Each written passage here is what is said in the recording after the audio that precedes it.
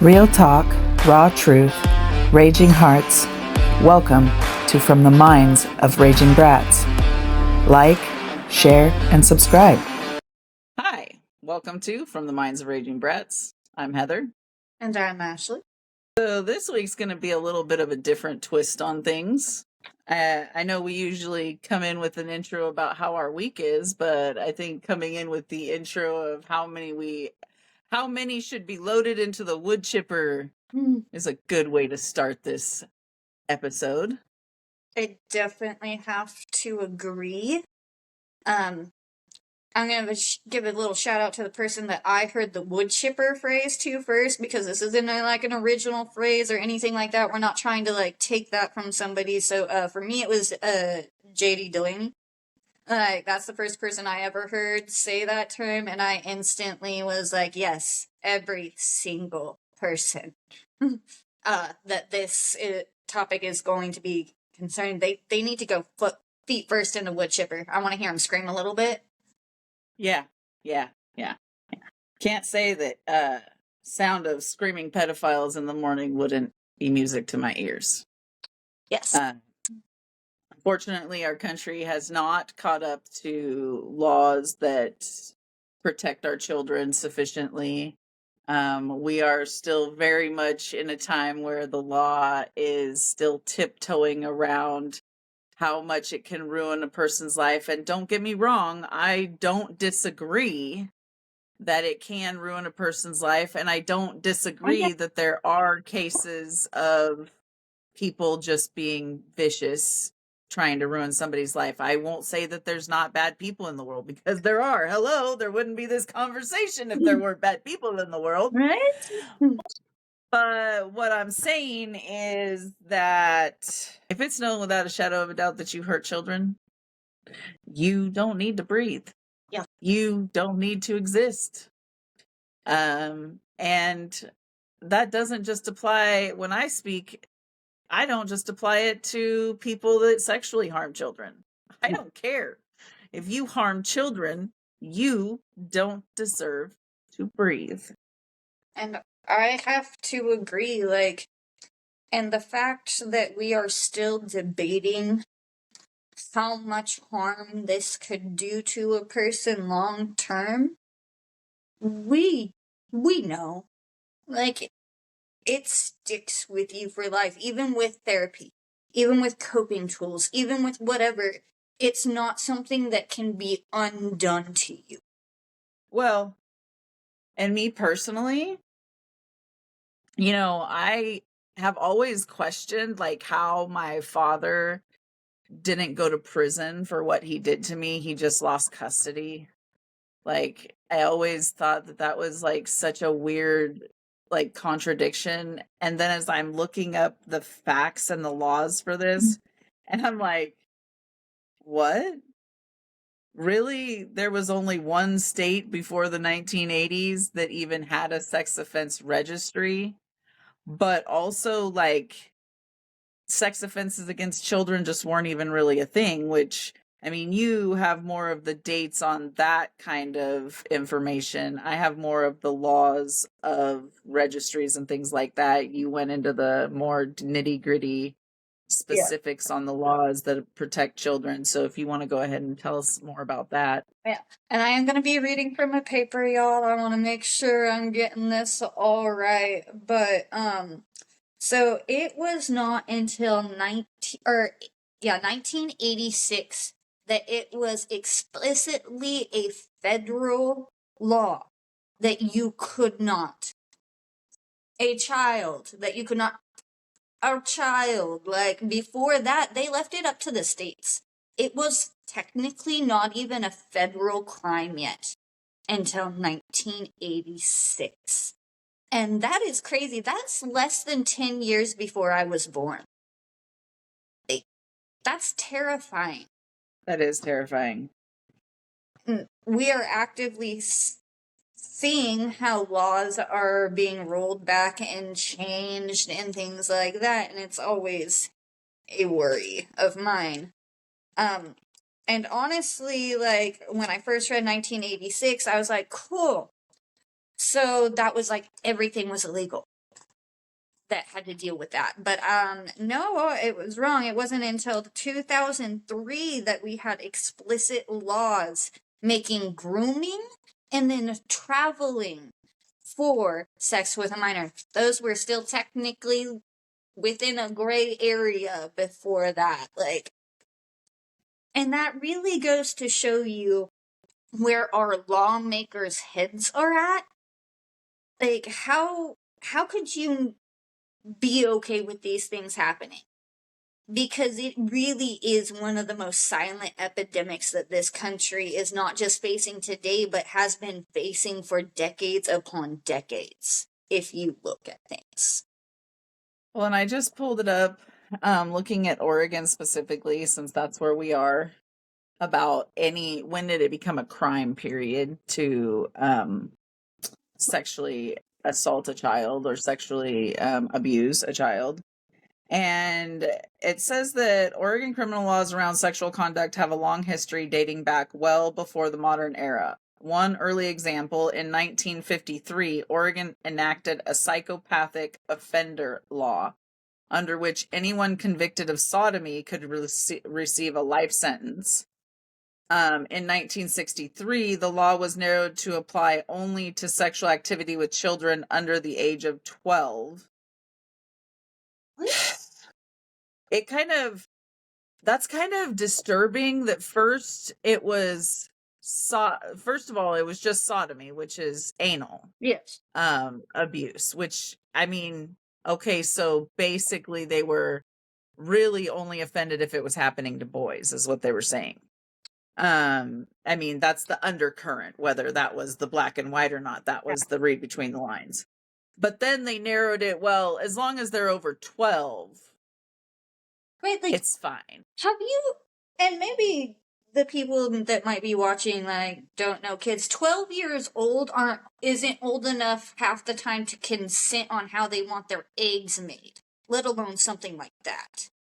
I don't know what to say about it, but they didn't actually get criminalizing sexual abuse for a child, like, actually, hey, if it happens to a child, not if somebody under 12 is raped in the booty, but actual sexual abuse. 1991 was the first felony law, which they amended in 1995. Like, what? Yeah. So that's after I was born. Like, that was, and that's what I'm talking about. It's not like we didn't know these things were happening. It's not like we didn't know the harm it was doing. It was, and I don't care who gets mad at me for this, that is the lawmakers protecting sick motherfuckers right there. If it's not them, they're protecting somebody, because why else would you not choose to pass laws to protect our children? Yeah. Sorry, that's heavy for me, but I'm gonna lean back into my side of things with the law, where it gets me away from the emotional side, because that's a lot for me to unpack right now. But 1980s, before sex offender registration laws existed, no formal registry existed at the federal level. In fact, prior to 1994, there was no federal law requiring sex offender registration or notification. Oregon didn't even have a statewide registry until 1989, when it established one to assist law enforcement. Public awareness and policy response were limited, but there was a growing moral panic. High-profile child abduction cases like the 1981 murder of Adam Walsh and the 1989 abduction of Jacob Wetterling helped spark public anxiety that fueled the demand for registries. And the first ever registry in the U.S. was actually in 1947, decades before everybody else, in California. I mean... And that's just so surprising to me now. Like... Yeah, more surprising was the facts around the 3 years later that you were talking about, with the influx of people moving in from California to Oregon. Yeah, I do think that is definitely a little bit more than coincidental. Like, I can't pull up statistics or facts on that. I just find it I can't even say amusing. I don't have the words for it. Interesting. Interesting. That's a good word for it. So in the 80s, there was no meaningful data on registering counts because the system simply didn't exist for much of a decade. Moving into the early 2000s, rollout and public access began. Federal laws emerged in the mid-1990s after Jacob Wetterling Act of 1994. The Federal Megan's Law of 1996 mandated community notifications of sex offenders. Then in 2006, the Adam Walsh Act, signed July 27, 2006, structured offender tiers 1 through 3, required more frequent updates, and standardized registration requirements across states. Oregon's registry gained structure by the early 2000s. Registry data began accumulating. For example, as of 2012, about 31% of Oregon's incarcerated population was in prison for a sex offense, 4,433 inmates. Around 4,509 offenders were on community supervision, around 14% of all felons under supervision.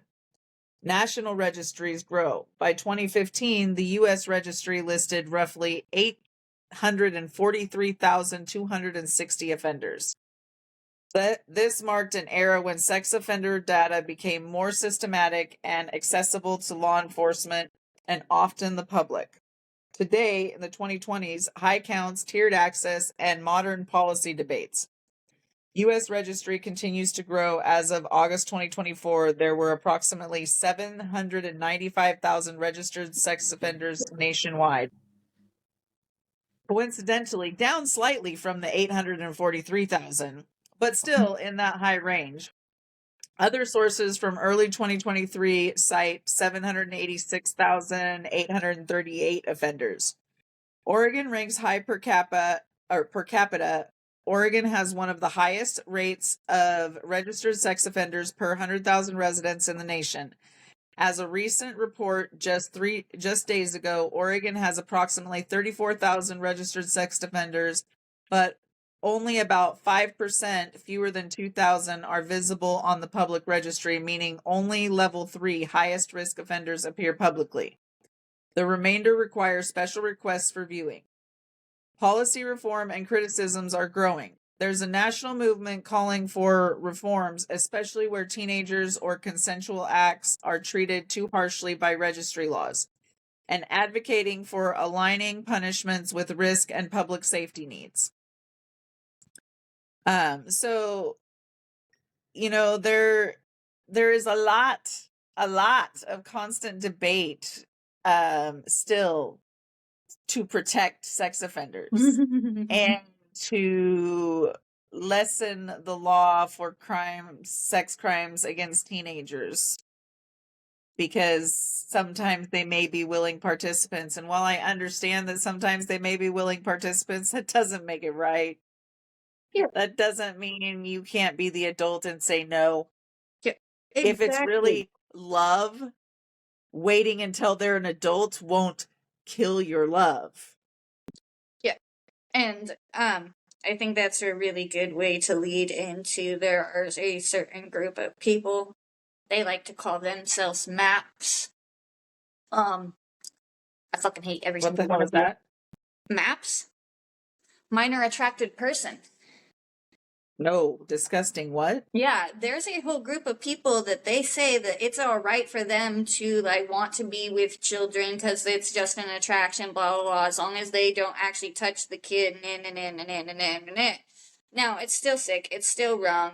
You need to stay the hell away from children. If that's honestly how you feel, let's loop it back to the beginning of this episode. You jump first foot in a fucking wood chipper to protect everybody, including yourself, because if you go to prison for that, it's gonna be bad. It'll be alright. I don't feel like people like that should be walking around the community. And even though people bitch about how harsh our punishments are and how they can't get off the registry and they can't blah blah blah blah blah blah blah, I don't care. I don't care. If the worst that happens to you is you got thrown in jail a little longer than you were comfortable with, or you have to keep your name on a list so people know to avoid you, suck it. Don't care. I have no mercy for it. You got off light. Pretty much. Like, what do you mean you're uncomfortable because people don't like you because you did a crime that people can see on a registry? First of all, if anybody in the general public can see it in Oregon, that means you're a tier 3. That means you're a predator. That means everybody needs to be on high alert. Exactly. And if you're lower down on the registry and you can't get a job because of that, think fucking twice. Right? Why'd you do it? Maybe don't diddle the 16-year-old. Yeah, and I'm serious about that. If it's love, I met this 16-year-old and I'm 20 and it's love. Okay, then wait till she's 18. You'll be 22. It'll be fine. Right? Like, there's lots of people that are celibate together for 2 years. And especially, like, if you're a religious person, like, celibacy is usually part of that. Like, if you love them, shouldn't that be worth it? Like, if you, like, I don't know. I personally suggest don't fall in love with a 16-year-old at 20 years old. Yeah, Maybe that's what don't I'm hang saying. around the 16-year-old. Well, and I know personally there's a lot of 20-year-olds that aren't looking for 16-year-olds. I know because they be hitting me up on Tinder. And I ain't 16. Yeah. And honestly, as it should be, because, like, honestly, if you're 20, 21, 22 years old and you're finding compatibility in a 16-year-old, how far behind you are you in life that is what you're going after? Yeah.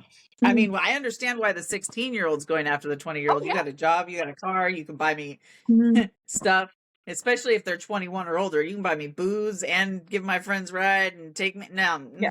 I totally get it. I was once 16. Yeah, but why is But the adult looking at the 16-year-old? that's my question. Like, and don't get me wrong, I'm not saying, like, as an adult you can't see some random person on the road and think they're attractive and later find out they were a minor and not be like and not just be like, oh, I'm gonna slide into that. No, that's not how normal people think. No. If you think that way, Mm-hmm. you're the problem. Yeah. And honestly, this is one of those topics that there are so many problem sources and causes to this, and things and people and systems falling short for our children out there when you really look at that. Because we always talk about in this country, like, the youth is our future, like, we have to educate them properly, we have to do all these things to make sure that they are okay, but when it comes to this, it almost seems like they're like, oh, give it time, it'll just be fine, Shh. And it seems like there's more and more laws that are starting to protect these signals. Yeah, nobody wants that. I mean, except for them and their cohorts. Yeah, and, like, that's what it really makes me think. Like, if you are somebody that are trying to pass laws to get the offenders to have less jail time, if you're trying to get them, if you are somebody that's done these to kids still have access to their own children, and there are lawmakers in Oregon that are trying to do this, I will say. If you're somebody that's like, oh, well, not all of them are bad. My uncle's pretty damn cool, even though, like, the nieces can't come near him. Like, you're part of the damn problem. And I think you should jump in the wood chipper, too. Because if you're going to condone these things or blame victims or do other things, then you are just as much part of the problem. Because most of these people would be found out and would have gone to jail, and, like, bad things would have happened to them if you weren't protecting them. And while we're talking about predators and a system that protects them more than the victims, let's not forget the Epstein list still isn't out. Release the list. It's a thing. How can Griswold be in prison for sex trafficking if there's no list, if there's nobody that got trafficked to? And why is it that it was, we're gonna have it any day, we're gonna, like, all these people are gonna come out to, and then that's not a thing. That didn't happen. Nope. Yeah. Like, within a matter of days, like, fuck you. And like for It's like, anybody being like, well, what if this person's on the list? What if that person's on the list? Like, it could be my don't mom. care. It could be the Pope. It could be Satan himself. And I still want them in prison. And I want them suffering at the hands of Bubba. I really do. I don't care who it is. Could be my kid, could be my mama, it doesn't matter. Wood chipper, wood chipper. I will line up to help stack you in. I'm not playing. And No. I love these people with every bit of my soul. But you know what? I love more? Children being able to The be children. idea of huh? Children being able to be children. Yeah, I was gonna say the idea of not continuing to think of myself as a broken individual because somebody couldn't just love me as their child and instead needed to use my body to do things. Yeah. Yeah. I would have to agree, like, if I could get back the parts of my childhood that were permanently fucking carved out of my soul because somebody was on such a power trip that they had to take it from a child. Because that's what it is. When people mess with these kids, it's not about sex, it's not about like pleasure, it is about control and wanting to break and rip away the innocence of something or someone. Yeah. And we are so conditioned generationally that like my family, the first instinct was to cover it up and pretend like it didn't happen. And then what happened? It kept happening and it kept happening with more people and different people and other family members and friends of family members. And it was always, shh, don't talk about it. Let it go. Don't talk about it. Pretend like it didn't happen and it won't exist. Oh, yeah. Yeah, there's a lot of that. There's also, like, for me, I guess, trusted the wrong person with who I told. And that person had told me, oh, yeah, I told your mom. I told people, and they don't care, so it's not that big of a deal. Like, go out and be around the fucking person again. And that's what I mean by if you don't care when a child tells you, if you're condoning it, if you know about it and you're not saying it, like the wood chipper. Please. And if you Very could do it much so. yourself, so I could just watch and not have to break a sweat, that'd be great. Don't feel bad at all. Yeah, I wholeheartedly agree. Because here's the thing that they don't really tell you, like that shit bleeds into the rest of your life. Into the rest of your life. It's like, okay, this last breakup may not have been as hard as it was in previous breakups and stuff, but the thing that it keeps eating at me is like telling Rowan, I'm like it triggers the core, like not just the abandonment, but like that very primal, very from that infancy when that first happened to me, that why was I not good enough to just be loved for who I am? Like, why did you need to break me to love me? Yeah. I was gonna say, then I'm just sitting there back in the pain, like what was it in me that wasn't good enough to love? And that's the thing, like, you and I have both gone to a lot of therapy, many different types of therapy. Like, we've had years of breaking our walls down to build them back up, to rediscover certain things that we really didn't want to discover about our path. Like, it, even if you get all the help in the world, it's not like it's not ever gonna come back up again. It's not like in one day, like, something won't remind you, or you won't, like, be like, oh shit, and you won't have to process things again. It is a lifelong thing, especially when it's happened multiple times by multiple different people.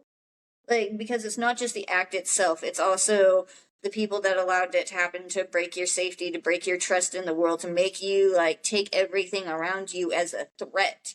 And I'm been told a lot, I'm a super paranoid parent, that I'm very fucking intense.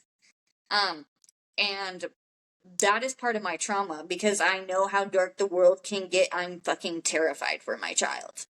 And I've had to learn several coping mechanisms for backing off because, like, as tense as I am now, I was worse at one point. Like, I feel it. I feel it. There was a point where I had to control every aspect of what was happening in mine and my kids' life. Otherwise, I didn't feel safe.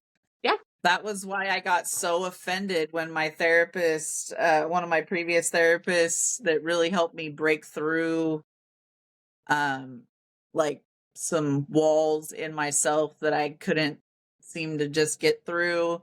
He was like, one day I'm bitching about codependency and people in my life that are so codependent, I can't stand them. And he's like, so you know that codependency is a two-sided coin, right?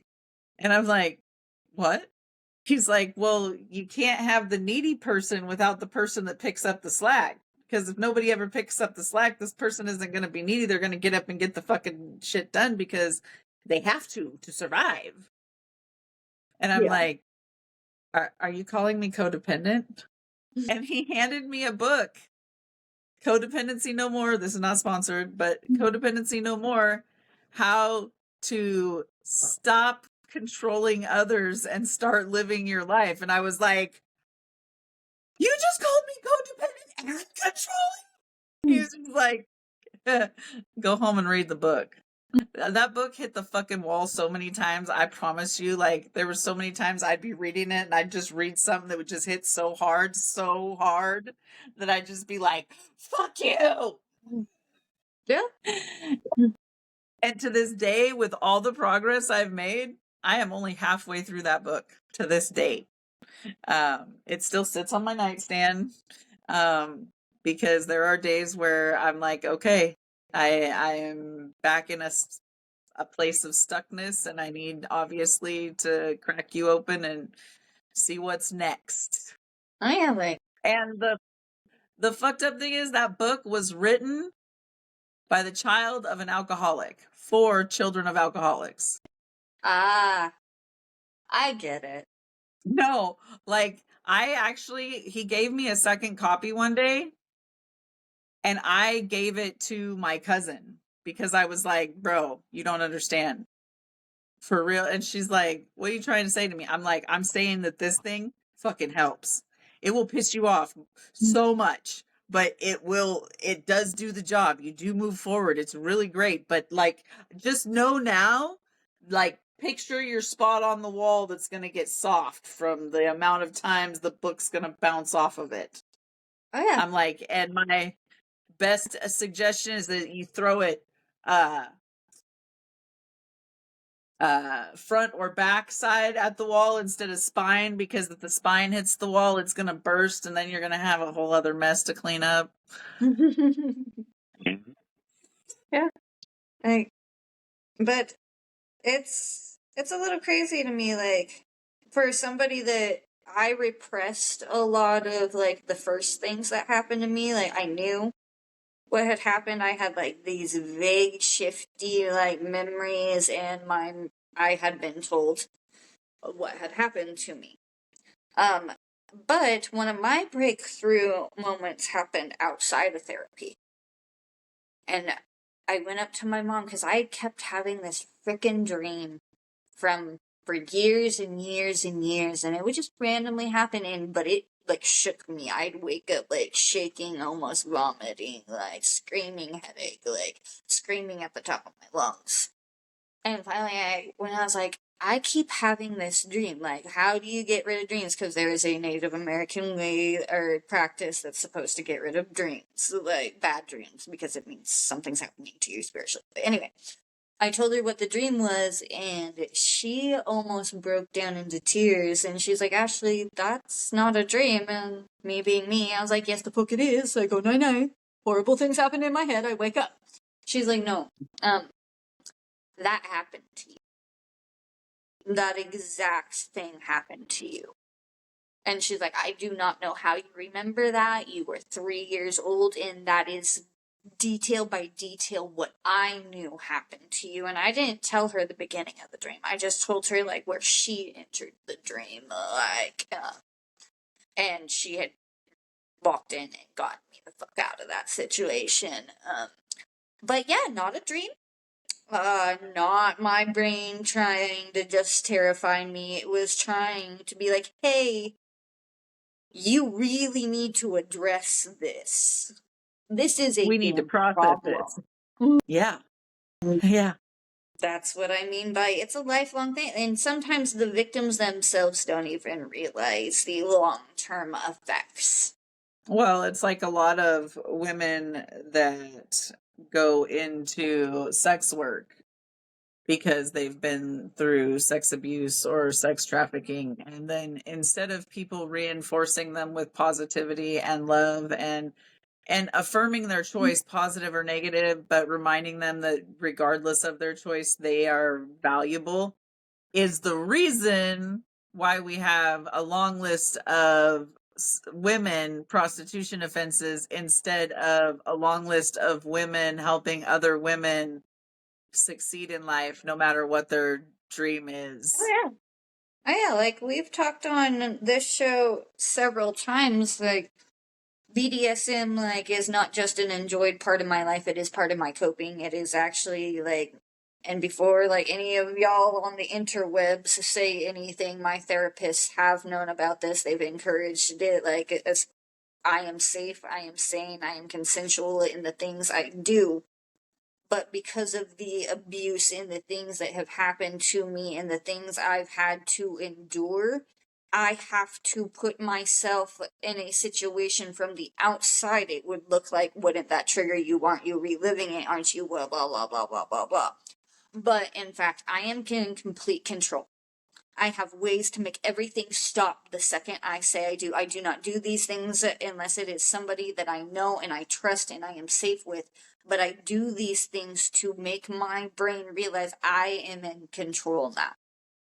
These things that happened before, like, they are not going to happen again. I'm okay. I am safe. I have all this structure around me to help me stand strong and process things in a way that sure may not work for other people, but it is the only way I have been able to process and get over, or at least heal from and think about things in a different light than I had been able to before. That's why CNC is so important for me. Yes.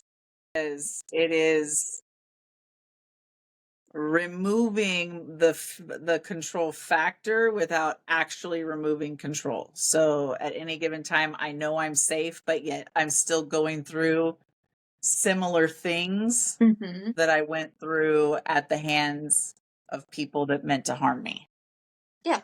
But this time, not only am I in control, even though it feels like I'm not, so it's helping my body recognize that those signals can also come in a safe environment.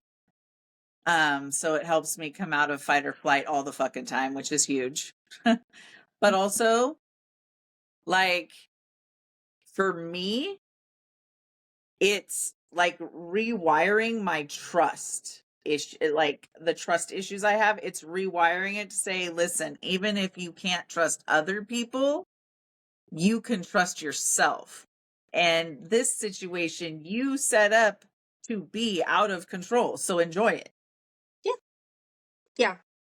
Exactly. Like, and I've known many victims and survivors and people that unfortunately didn't get to make it through their healing journey because of these things that have happened, but the coping strategies are vast.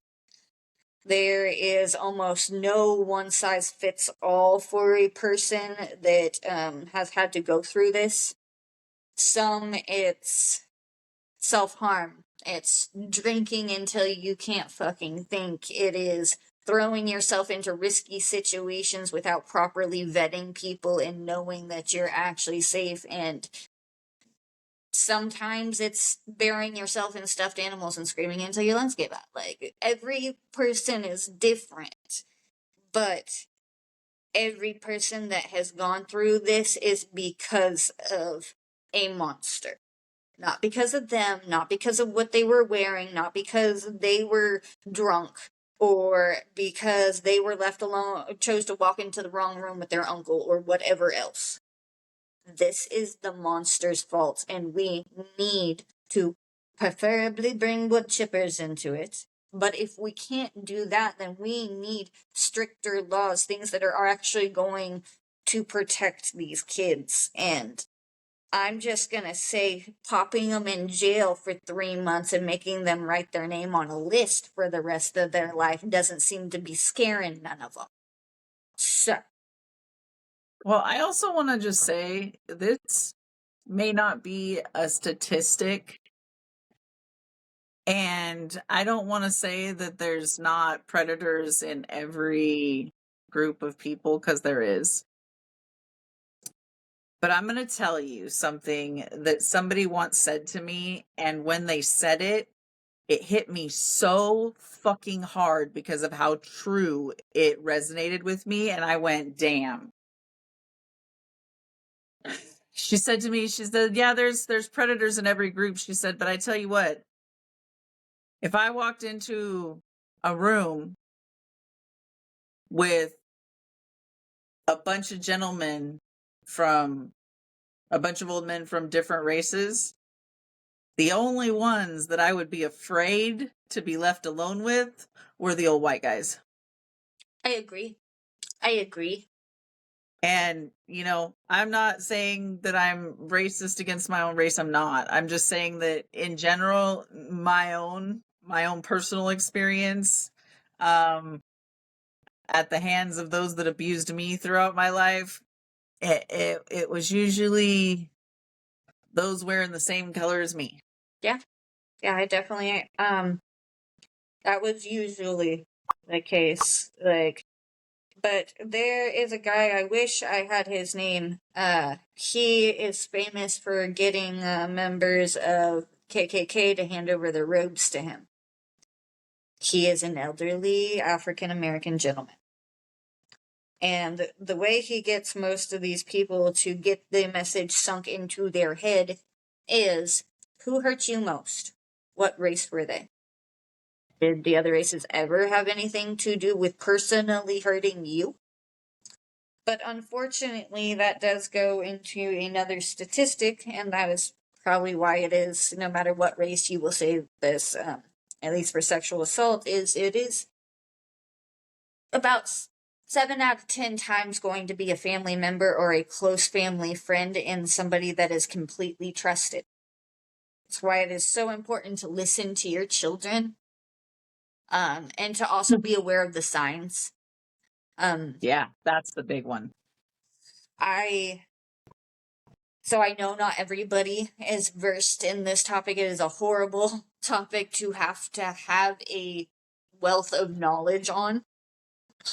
One of the first ones, signs I can tell you is if your child is completely potty trained, they're doing good, don't have accidents anymore, and then start wetting the bed out of nowhere, and they're terrified at night. They don't get out of bed, they're just wetting themselves, and they're terrified out of nowhere. That's a real good sign. If all of a sudden, like, somebody they've been around their whole lives come around that they've always been comfortable, and then all of a sudden they're grabbing your hand, or they're like hiding behind you, or they don't really want to be around, that's something to look for. And you know, I'm also going to add this into it. If you have an uncle that comes over and you feel the need to tell the female children to go put on pants or longer or shorts so they're not in skirts or anything, there's a good fucking sign. Get rid of him. Do not make your children dress differently. Do not let that motherfucker come around. If you have a feeling that they're even looking at your children in that way, go. Bye-bye. Like, why would you allow that?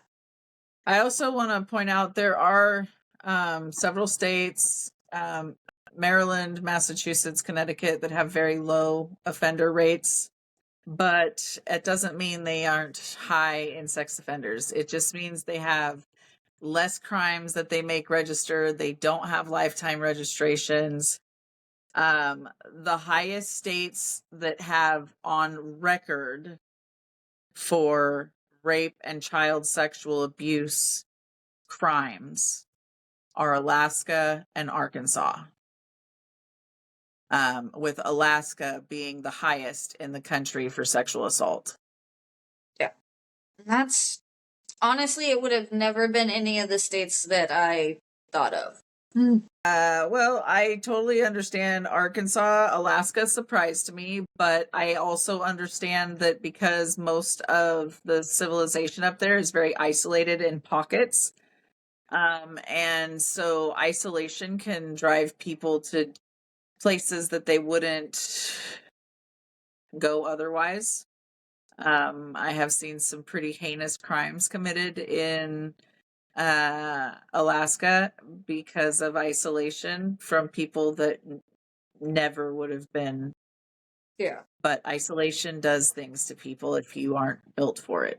So I'm not making excuses. I'm not. I'm just saying that the psychotic breaks are real. And people do lose their mind when they don't have human contact for prolonged periods, even people that don't like humans. Tis true. Tis true. Also, the thing is, we have to start putting pressure on our politicians or start standing 10 toes down when it comes to the politicians we allow into office. Yeah. If they don't stand 10 toes down on the reform that they promised going in. Yeah. Because our children and our country, and at this point, honestly, our freedoms, our human freedoms, are suffering. But when our children in this day and age are still going through just as heinous as crimes as you and I were going through 30, 40, 50 years ago, that the older generation was going through 50, 60, 70 years ago. It's time that we do something other than just be mad. Yeah. Yeah. And like you said, we need to stand up to our politicians, but we also need to start asking the question, why are they making laws to protect child molesters? Are they one? Are they protecting them? Like, what purpose does passing these laws or not letting other laws pass that would protect our children when they are supposed to be our most valuable asset? Or not releasing the Epstein list. Well, I'm just saying, release the list. We all want to know. And we're not going to stop. We've got, it's not just us. Like JD was the first person that we saw the wood chipper analogy, but now it's caught fire on the internet. He caught his catchphrase was catchy and it caught on, and now it's caught fire all over the internet. And I don't just see it from him, I see it from other YouTubers and stuff too. Yep. Like, the wood chipper momentum is building. So like, are the politicians that are there to protect our children, are they going to stand 10 toes down and be next to the wood chipper helping load it, or are they lining up to go with the rest? Because I mean, I don't understand. The children are literally our future. They made songs about it in the 80s. So why are we trying to destroy our future? Especially in the most heinous way possible, by breaking a child's spirit. And the thing is like, I don't know whether it's them that's committing the crimes, whether they got uncle, daddy, brother, motherfucker, like, I don't care. But to not protect them in the way that they need to from the most disgusting, vile act another human being can do to a child, how does that not scream guilty? I did something, I'm covering up something, like... And again, lifelong consequences to this having happened to you. How is that going to affect the people going into law, the people that are going to be running our government, the people that are going to be putting your crusty asses in homes? Like, Just saying. Yeah, no, I agree wholeheartedly. Like we have gotten to a point where people are just lax on letting our future be destroyed, and I have fought tooth and nail to protect mine and still wasn't able to completely protect them, and I feel even more broken because of that. But Jesus Christ, the fact that we have systems set up to destroy them and then protect their destroyers, fuck, I'm so tired of it. Yeah. Yeah. Like, we've already gone through our own little hell with that when we were children, but to see how few laws have changed and how many people are getting away with it, I would have never thought. I thought we would be so much further in this battle than we are today. Well, and it kind of amuses me that we've got laws in place that kids can't ride in the back of trucks because they could die, which actually I feel like is an experience. As long as the cab's full, like load the kids up in the back of the truck. Don't, like, we rode to the coast and back on the back of a pickup truck when we were kids, and we didn't die.